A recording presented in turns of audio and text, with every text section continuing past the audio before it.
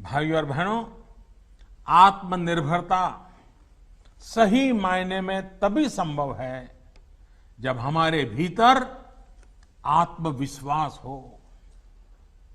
आत्मविश्वास तभी आता है जब पूरा देश, पूरा सिस्टम, हर देशवासी, हम सब मिलकर के आत्मनिर्भरता की दिशा में चल पड़े। कोरोना संकट से पैदा हुई स्थितियों के बीच भारत यही काम कर रहा है। सरकार यही आत्मविश्वास जगाने में जुटी है।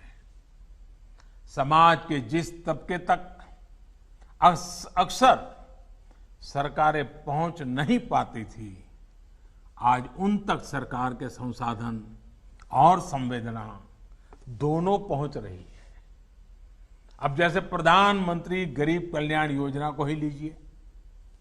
लॉकडाउन के तुरंत बाद पहला कदम ये उठाया गया कि देश के 80 करोड़ से अधिक गरीब साथियों तक मुफ्त खाना पहुंच सके, उनकी जेब में थोड़ा बहुत खर्चे के लिए व्यवस्था रहे।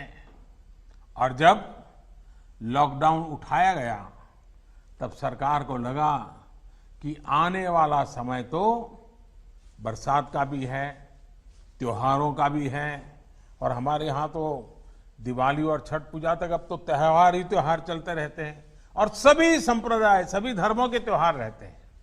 ऐसे में गरीबों को ये मदद मिलती रहनी चाहिए।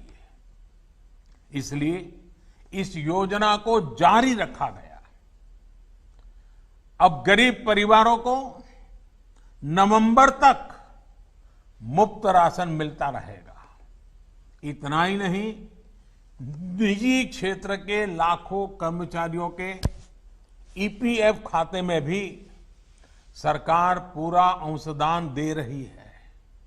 इसी तरह पीएम स्वनिधि योजना के माध्यम से उन साथियों की सूद भी ली गई है जिनकी सिस्टम तक सबसे कम पहुंच होती थी। आज इस योजना से रेहड़ी, ठेला लगाने वाले लाखों साथियों को 10,000 रुपये तक के सस्ते ऋण बैंक से मिलने लगे हैं। हमारे लिए सबसे अधिक उपयोगी हमारे ये साथी अपने छोटे से कारोबार को बचा सके, चला सके। हमारे यहां इन सारी चीजों को कभी प्राथमिकता नहीं रहती थी, लेकिन एक संवेदनशील सरकार होने के कारण, देश की भावी पीढ़ी को समर्पित होने के कारण आज हम लगातार कदम उठा रहे हैं।